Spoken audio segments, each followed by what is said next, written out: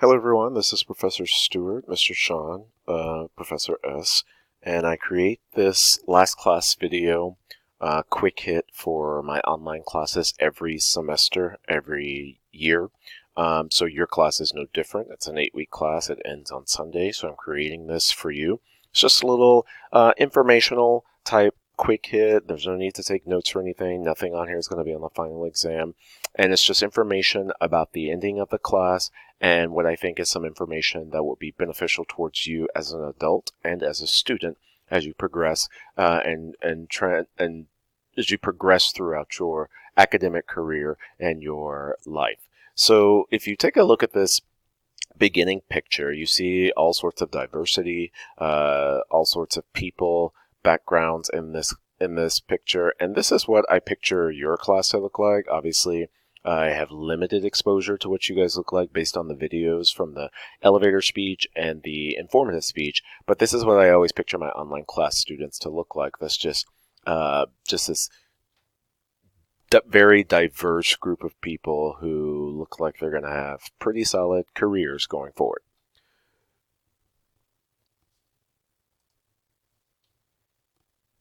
So I am a big fan of memes and GIFs, and I call them GIFs, not GIFs, if you've seen through my email. So as we go through these particular memes, don't get offended. This is not meant to degrade or demean anyone. It's just meant to make you chuckle, make you laugh, because it's the end of the semester.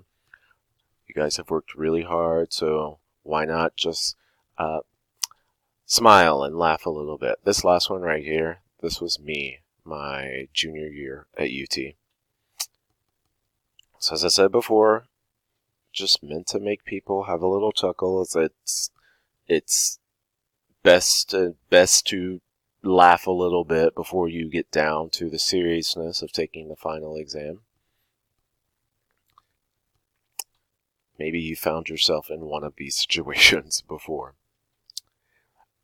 Speaking of the final exam, your final exam is open in D2L, not in Connect, but all chapters in the book plus all of the quick hits that were posted in the content tab of D2L, all of those are fair game to be on the final exam. So if I were you, I'd go back and listen to all the quick hits first before taking the exam, although I have seen that a couple of you have already taken the exam. Your exam, because it's an online class, will be in D2L. If for some reason you think it's better for you to take the exam in person here at the University Park campus, you need to let me know. That needs to be like ASAP. I've never had an online student take this particular offer from me, but I do put it out there. And then an exam must be completed in one sitting. No extra time will be given unless you have an exception for that. So your final grades, all grades in D2L will be posted by Tuesday, October 22nd at 4 p.m. and it's probably going to be earlier. Make sure your grade alerts are on in D2L, and they will send you an email or text. I think most of you have those D2L alerts on. But I will send an email to the class, and that email will be entitled Final Grades. And that email is just a signal that the information in that email will let you know that the class has ended and I have graded everything. That includes everything for your exams and all extra credit and things of that nature. So there's no need to send me an email that says, have you added the extra credit? And just FYI, the extra credit is the very last thing that I put into your final grade. So once everything's graded, then I go back on top of that and add the extra credit. Always check your letter grades in D2 in iStar or in MyLoneStar. Double check your numerical grade in D2L to your letter grade in iStar. We have a pretty antiquated system of how we put in letter grades here at Lone Star that faculty have been complaining about for years. And so sometimes it's possible that a letter grade can get flipped accidentally. That happened to me last semester. That's why I triple check and quadruple check grades. So you always want to double check your letter grade once it's uploaded. But if you're looking for a letter grade pretty quickly on your MyLoneStar or on your transcript because you need to transfer or something along those lines, you have to understand that once we put the letter grade into the system, it's now up to what I call the White House, which is basically system office up in the Woodlands. They have to approve those to go through and be put on your transcript. So once I put in the grades and send out that final email that says final grades, that means I have put in your letter grade and now it's out of my hands. I've had students tell me it showed up on their transcript within the next 2 hours. I've had students tell me it took 24 hours. And one semester, this I think maybe 2016, 2017, it took about 2 or 3 days. But because this is an 8-week class, I anticipate that 2 hours after I put in your letter grade, it'll show up in my Lone Star. After today, I'll no longer enter emails about grades unless there's some sort of discrepancy. So for example, you have a 0 in the grade book, but you know you turned something in, or you have a 0 for something and you used your crap happens days and you completed the assignment, but that grade still isn't showing up in your grades section. If that happens to you, you need to send me an email. Pretty much every time someone has used a crap happens day, I tell you, hey, you need to send me an email that says you have completed this so I can go back in and update the grade. So if you know for a fact that I gave you a chance to complete something like an exam or something along those lines, and you use your crap happens days, but yet that is still at a 0, you need to email me ASAP so I can make sure to go back in and change that grade. But inappropriate emails are when will this be graded and can you round up my grade? Those are inappropriate and not professional. So these are my bosses. Dr. Brennyberg, he's the Dean of Behavioral and Social Sciences here at University Park. Kathy Cecil Sanchez, she's our Vice President. And Dr. Ardalan is the President here at LSCUP. Here's our email addresses. I always say send them an email, let them know, hey, Professor Stewart is really, really awesome. He deserves $1 million raise. That would be cool for you to send that email. If you want to send an email complaining about me as a professor, they're probably just going to delete it anyway. And that's a joke, just FYI. Evaluations, I welcome all feedback. That's part of your extra credit. I'm an adult. I can handle all feedback. At the same time, I do understand when some feedback is not necessary. But I do look at your feedback, the evaluations on D2L, that's extra credit number 2. And then my personal one that I do for extra credit number 3, I do take a look at those. And I don't read those until once all your grades are in. So don't think, oh, Mr. Sean's going to take off points because I said this about the class. That's not how it works. Rate my professors. If you want to go in there and give me all 5s, that's totally cool. I realize now this is how students are picking out their professors. I'm not saying it's the best way to pick out your professors, but that would be awesome. This is my summer schedule. Since you guys took a mini-mester, I probably should have put my spring schedule up here. If you want to take me for spring, I'm teaching Intro to Com face-to-face at University Park, Business and Professional, the 16-week course online, and the Business and Professional, then Interpersonal Communication, the 16-week online. Interpersonal communication is communication in relationships. Intro to Communication is just the it's what we call a survey course. So it's basically we hit on every single aspect of communication that I got to study in undergrad. Fun with numbers. I don't know if you've taken a stats class or a math class. I hated stats. I did take it for my doctoral degree. And to help me better understand stats, my professor asked me to gather some data for him and make a hypothesis. So I gathered some data. My hypothesis was, if you complete all of your assignments in my class, you're probably going to make a pretty good grade. So between fall 2011, fall 2016, I taught maybe 2,000 students, about 1,800 to 2,000. Of those 1,800 to 2,000, 96.4%, those are the percentage of people or students who ended the semester with a C, D, or F who did not complete at least 2 assignments. It's not saying those are the amount of students who made a C, D, or F in my class. That's not what it's saying. What that's saying is they made a C, D, or F because they did not complete 2 assignments at least.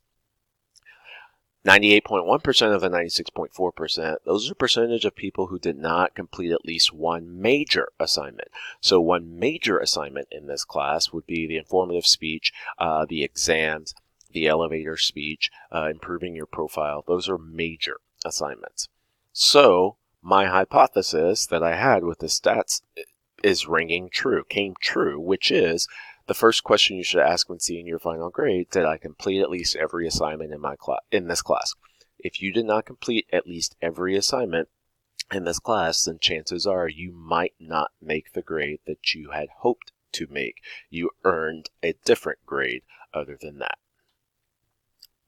Now's what I call open mic time, and I will keep this open for the remainder of the week until the class ends on the 20th. And it's a little different from my face-to-face class, because in face-to-face class, when I do this at the end of the semester, we're just right there in front of each other. So for online classes, I always say open mic time will have to occur through email. But if you send an email to me, I will respond to the whole class, but I will not put your name attached to the email. I will only put your question.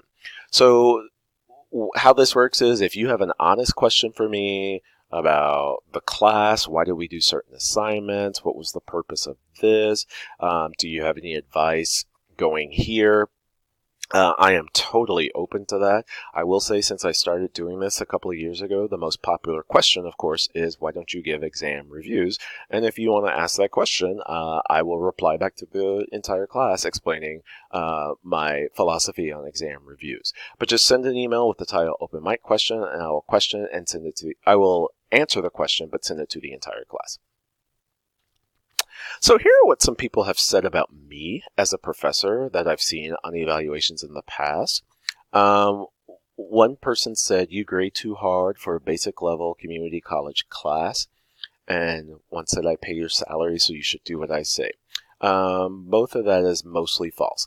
When it comes to grading, let me answer the second one first. I pay your salary. First things first. You all have to understand what your tuition goes towards. Your tuition does not pay my salary.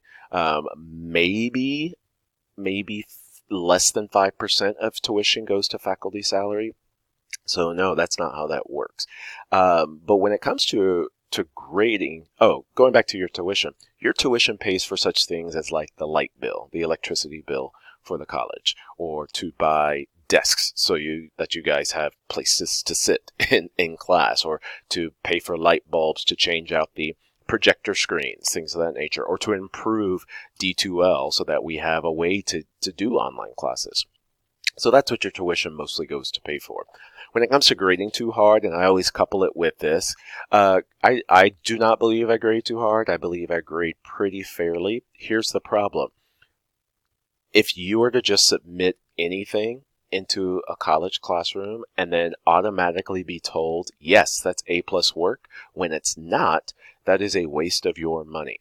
If you were to turn in anything and think it's automatically the best when it's not, that's wasting your time and your money, especially if you go to a 4-year institution and you get there and you do the same thing that you did at Lone Star where you made an A, and they tell you that's 1000% incorrect, then you're going to think to yourself, well, why did I take Professor Sean, or why did I go to Lone Star? I just wasted my money because they didn't teach me anything.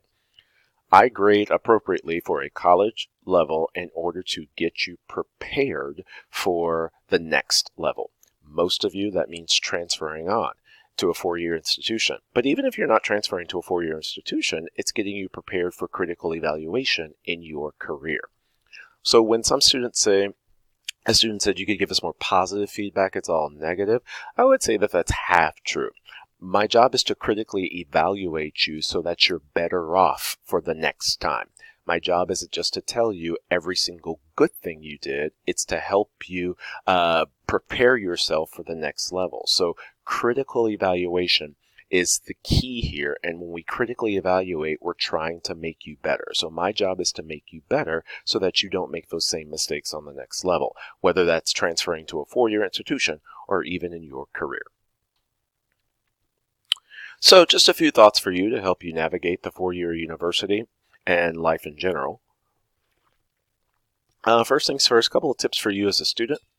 Rule number 1, don't blame your professor for your lack of effort. Too often I see students, not necessarily in my classes, but just hearing stories of students in other classes where they didn't put much effort in, but for some reason it's the professor's fault. If you didn't put the effort in, that's not the fault of the professor, that's the fault of yourself as a student. So sometimes we have to take a real-world evaluation and step back and look at reality, and reality says, no, that wasn't the professor's fault, that was my fault for not turning in this work or doing this assignment. Never email an assignment to a professor unless they specifically tell you to do that. If they say, hey, John or Mary, yes, you can email this to me, then that's when you want to do that. The best route to do it is to email them and then just ask, how would you like me to submit this?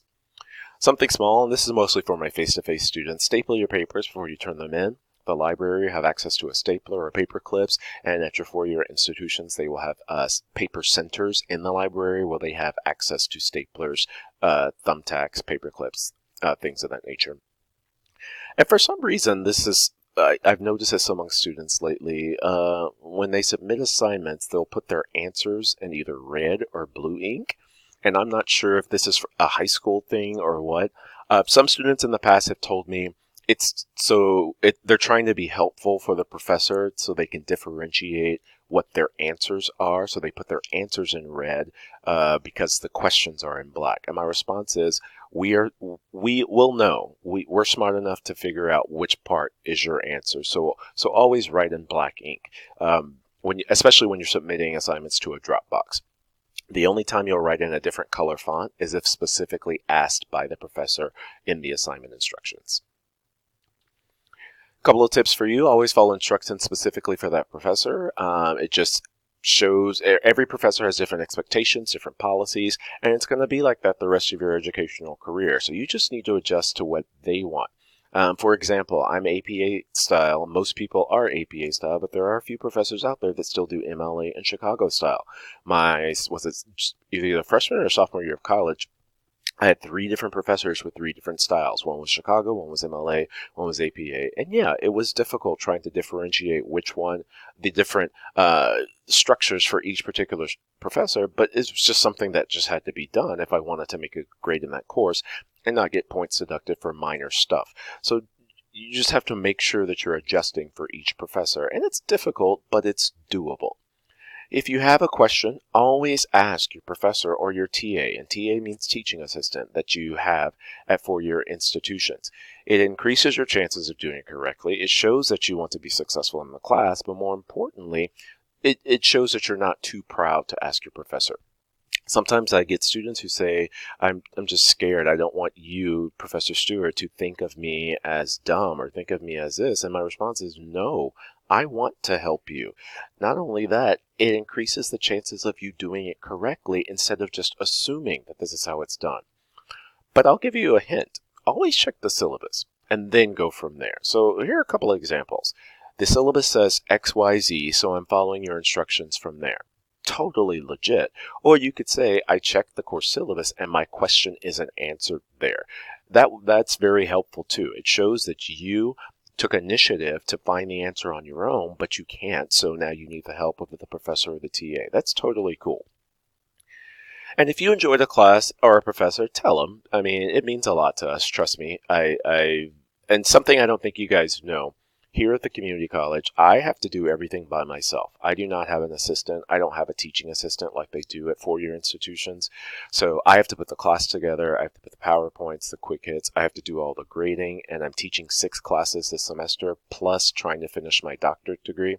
So you can understand how tight my time is. So that's all. I just throw that in there. If you enjoyed a class, just know how much work we put into the class to bring it to you in this particular platform. So just saying that you enjoy the class means a lot to professors. I'm a big proponent that college is a trial run for being an adult. There are hard deadlines in adult life. There are finances. The margin for error is thin in being an adult. Why? Because if you can't do it, there's always someone else that can and can possibly do it better. But not only that, if you can't do there are no automatics in college. There are no automatics in being an adult. That's the one thing that I personally believe high school does not prepare you for, because in high school, sometimes you just get an automatic A just for turning in stuff. That's not how college works, and it's setting some people up for disappointment. Just be aware that this is a trial run. I'm a big proponent that we need to do more at mental health. I don't think we do enough for mental health issues for Lone Star, but I think we're starting to change that with some of the changes that we've been making this past year and what we're making in the future. But many people, many students suffer from depression or anxiety, or they have family issues. We have students on our campuses who have no food to eat, and it's not a matter, or they don't know what they're going to eat tonight, and it's not a matter of, is it going to be Chick-fil-A or Chili's? It's a matter of, I don't have the money to buy food to eat. We have students on our campuses who have no place to stay, things of this nature. Here at University Park, we found many students living in their cars in the parking garage. So these are personal issues. These are mental health issues that some people have that we can't be too proud to or too scared to come forward to say, this is what I'm suffering for. How can I get help with Lone Star? And understand Lone Star wants to help you. We have these services for you. You're paying for these services in your tuition. So people here want to help you if this is you. And this is your professor. I myself suffered through depression right after I graduated from the University of Texas. So I've been there before. So trust me, I can both sympathize and empathize with you, but I can also help you. It's something we learn to deal with through mistakes, through time, but we can't be too proud to ask for help. Just a few thoughts for you. Be aware for time management. I get this feeling a lot of students are taking online classes because they got to work, but think to yourself, if you're taking 3 online classes, working 30, 40 hours a week, then you have your personal life, your family life, and then after work and school, you're just mentally exhausted. Just be aware of time management. I'm okay with failure. I don't mind failure in anything. It's just, what did you learn from that so that you don't fail again or make the same mistakes? Always be professional, especially with your professors. That means writing emails to professors, body language when you're in class, things of that nature. Always be responsible for yourself and your work. And what I mean by that is, don't let someone else have an impact on your grade. For example, there was a group project in this class. When I did group projects in undergrad, I wasn't going to let the 1 or 2 people of that group ruin my grade. I was responsible for my grade. If I was going to make an A, I had to take the onus on me and get that information out there and get that job done. Always practice self-determination, which is just the inherent motivations, meaning we are free to make our own choices, but you know what the consequence is. You are free to do whatever you want as long as you fully understand what the consequence is. And I'll give you an example. I had a student a couple of years ago who, in the middle of the semester, was taking a 2-week-long family vacation to Europe. So she asked that she could make up everything when she got back, and my response was, no. Well, you can, but a late penalty will be applied to everything you do, and she couldn't understand why. And my response is, you can't excuse a family vacation to Europe. I don't care how much the tickets cost. You chose to make that decision, so you have to live with the consequences. We don't get special treatment at this particular level. I'll give you another example. When I was an undergrad, I wanted to go to where did we go? We went to Port Aransas with my friends, but I knew it would cause me to miss a big exam in the class. So I chose to miss the exam. There were no makeup exams in that class, so I got a 0. My grade dropped from an A to a really, really, really low B, almost a high C. But I was pretty cool with that because I made that choice. I really wanted to hang out with my friends. The other reason I was cool with that is because I knew the remaining assignments in the class, and I would have to bust my butt to get an A on those assignments in order to bring back my grade up to an A. And I did it. I was really proud of myself in that particular instance. So understanding we don't get special treatment, and that's okay. Couple of thoughts. Understand when it's time to have fun, but also understand when it's time to be an adult. And as coming from your professor who is an adult, I hate being an adult. I wish I could go back to being a little kid when my mom took care of me every single day, my mom and my dad. Always strive to be better, meaning don't let Lone Star be your ceiling. Don't let your career be or where you are in your career be your ceiling. Always strive for more to improve both yourself and your life. These 6 words by Michelle Obama, focus on what you can control. When I heard her say this, it just instantly lifted a weight off of my shoulder, because too many times in my life I was trying to worry about stuff that was out of my control. Think about it like this. The stuff that's in your control is your ability to do the work as per the assignment and as per the assignment instructions for my class. But what's not in your control is the grading process. So a lot of students get worried about the grading process, and my response is you don't have control over that, so why worry about it? And then finally, I'm here for you. My office is at 13802 at the University Park campus. If you need to chat, if you need life advice, school advice, go Longhorns, or you need support at a soccer game, you just want me to stop by and say hi at work, you let me know and I will be there. You're part of my you're part of my in crowd, my in group of former students. So that means you'll always have a special place in my heart for you. So be aware of that as you go forward. It's been a pleasure teaching you all this semester. It has been a very fast 8-week class. If you have any questions, do not hesitate to reach out, and I wish you all the best.